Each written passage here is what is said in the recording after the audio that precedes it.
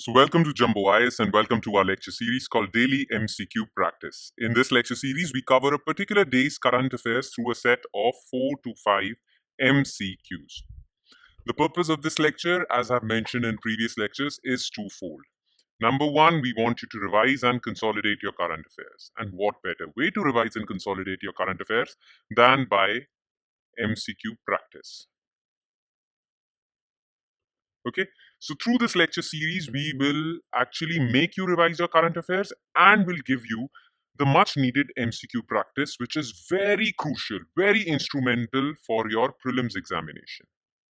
Okay, and why have we chosen current affairs only? We will have separate lecture series for static subjects like polity, geography, history, economics, but we know that current affairs form a very significant portion of your prelims examination. It is significant for mains as well, but it's very significant for prelims examination. In fact, more than 40% of your paper, directly or indirectly, is related to current affairs. Okay? And this is a conservative estimate. Okay? It is, as per some estimates, more than 50% of your paper is directly indirectly related to current affairs, but I am being a little conservative. Okay? Still, 40 to 50% is way more, too much. Okay? Way too much to be ignored. So that is why we want you to cover your current affairs in a comprehensive manner, in a consolidatory manner. And for that reason, we have two separate lecture series. One is Daily News and Shorts, and this lecture series, Daily MCQ Practice, this actually consolidates your current affairs. All right. So please don't ignore this lecture series because 4 to 5 MCQs on a daily basis, daily, would add up to 1200 MCQs right before your prelims examination. So when you're ready for your prelims examination next year, you would have covered 1200 MCQs. In fact, more than 1200 MCQs from current affairs alone, just current affairs. Okay, and ask any serious aspirant the importance of these 1200 MCQs. 1200 MCQs are more than sufficient for current affairs. So make sure that you make this lecture series a part of your daily routine. All right. Enough of the introduction. Now let's straight away jump into the discussion, starting with question number 1. Consider the following statements regarding NASA's Europa Clipper mission. It is a spacecraft that will reach Saturn in 2030 to study its moon called Europa. Europa has a thick icy crust under which scientists believe is an ocean of water. The spacecraft will conduct 49 flyby missions on Europa in 4 years, getting as close as 25 kilometers to the surface. Okay, how many of the above statements are correct? Now look, NASA recently launched a spacecraft that will reach Europa. Okay, this mission is known as Europa Clipper mission, and Europa is basically a moon of Jupiter, not Saturn, Jupiter. Okay, it is Jupiter's moon. And why is NASA studying this moon? Jupiter has many moons, but why has NASA selected this moon? Because it is believed that life might be possible at this moon. The surface of this moon is icy. It is covered by a layer of ice, covered with a layer of ice. But beneath that layer is an ocean of liquid water. And wherever there is water, chances of life being there are quite high. That is why this mission is being sent. So statement 1 would have been correct had Jupiter been mentioned here. Okay, if Jupiter was written instead of Saturn, then the statement would have been correct, but it's not. That's why the statement is false. Europa has a thick icy crust under which scientists believe is an ocean of water. Absolutely correct.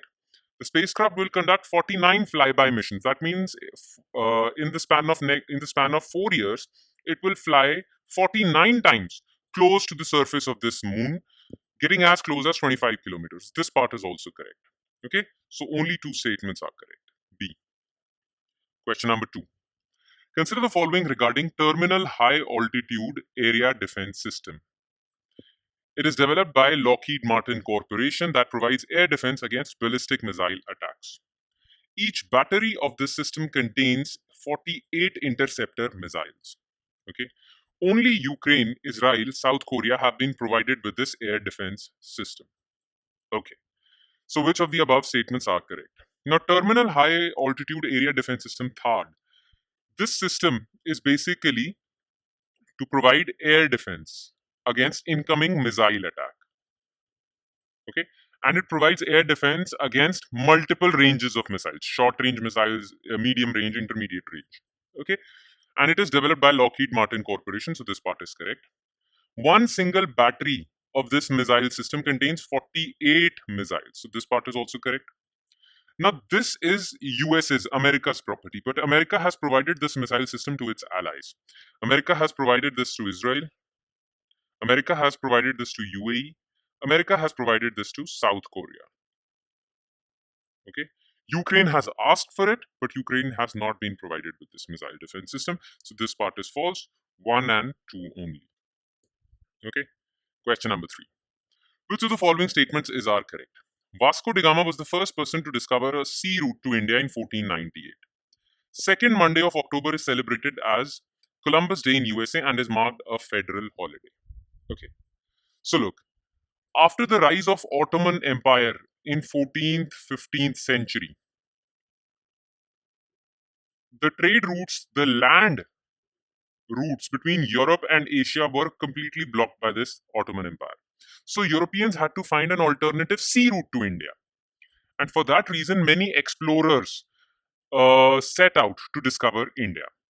Now, Vasco da Gama found a route, and he was the first person to find a sea route to India from Europe, okay, around the Cape of Good Hope, the southern tip of Africa. And he reached India in 1498 in Calicut, in Kerala, which is now called Kozhikode. Kozhikode. Okay, so this part is correct. Columbus also wanted to discover India. In fact, he left before Vasco da Gama, but he went on a different route and he reached Americas, North and South Americas, Americas. So that is why he is credited with the discovery of America. Okay, and second Monday of every October, this time it was October 12th, is celebrated in USA as Columbus Day and is marked a federal holiday. This part is also correct. Both.